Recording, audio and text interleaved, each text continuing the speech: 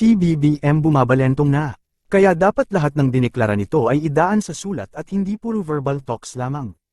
Ito ang naging matapang na pahayag ni Attorney Harry Roque dahil sa tila hindi kapanipaniwala at pabago-bagong desisyon ni PBBM. Panuuri ng buong pahayag ni Attorney Harry Roque. Hinihingi ko na isulat yung non-cooperation ng Pilipinas sa ICC dahil nga hindi na nga tayo miyembro at wala na jurisdiction. Pumalag po si Solicitor General Maynard Guevara dahil ang sabi niya sapat na raw yung sinabi ni Presidente na paulit-ulit. With all due respect, ang problema po kasi bumabalentong sa mga importanteng issues si PBBM.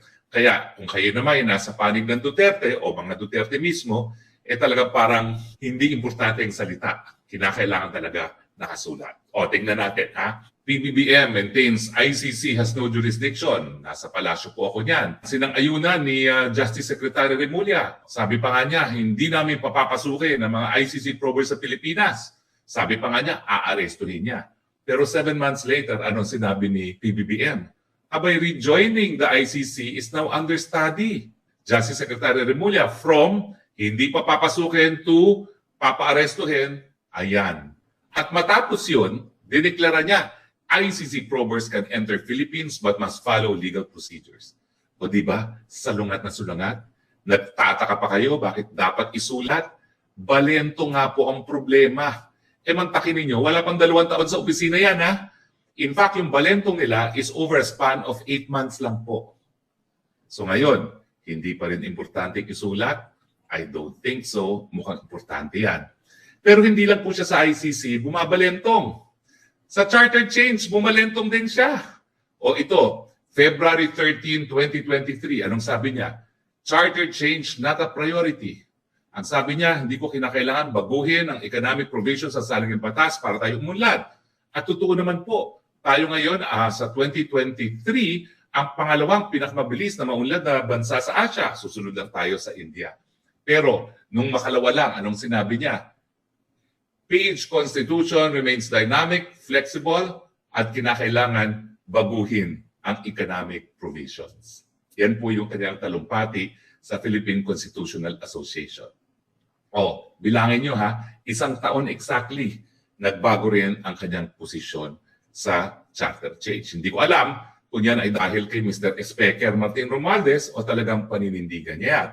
Pero ang sinabi ni Super Ate ay ni Marcos, sa mulat mula raw, suportado niya talaga ang charter change. Hindi lang economic provisions, pati daw yung mga term limits tatanggalin.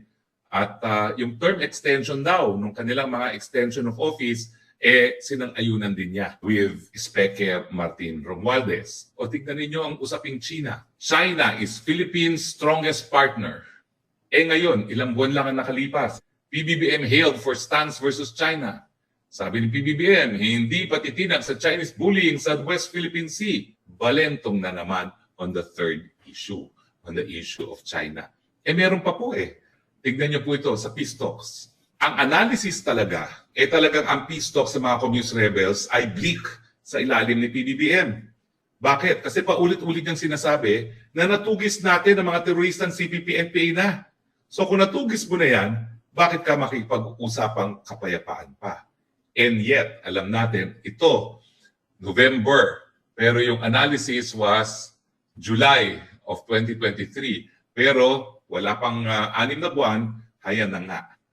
Nagkaroon na ng usaping kapayapaan muli sa CPP and DF-NPA na isang teroristang grupo.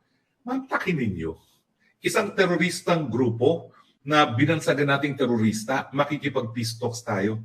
Hello! Balentong na naman. O, ang 4 na yan.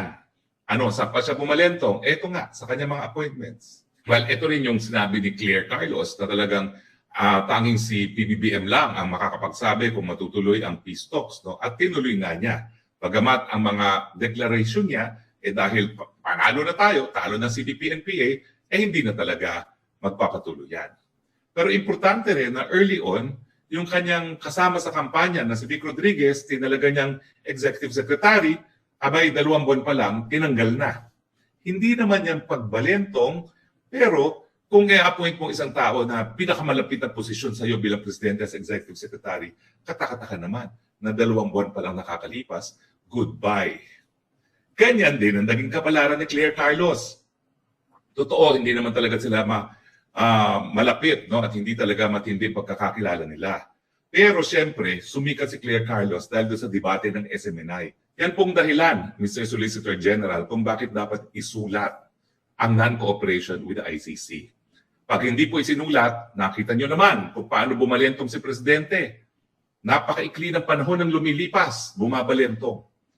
So, hindi po sapat na sinabi niya ng oral. Kung magbago na naman si Presidente ng isip at sabihin, okay, napakagulo niya, nagdidistab yung mag-amang Duterte na yan, sige, pahuli na yan. Tatawagan lang niya ang isang kabinete. Yung kabinete, tatawagan ang mataas na opisyalis ng PNP, arestuhin na yan, makipag-cooperate na, padala na yan sa Hague.